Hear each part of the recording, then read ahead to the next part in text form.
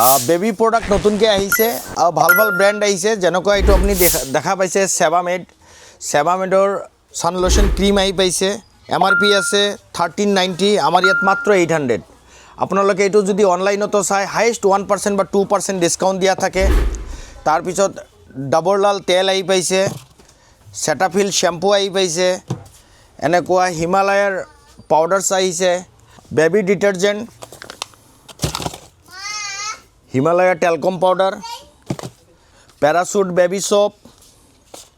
Cetaphil baby soap Sebamed cleansing bar with heavy discount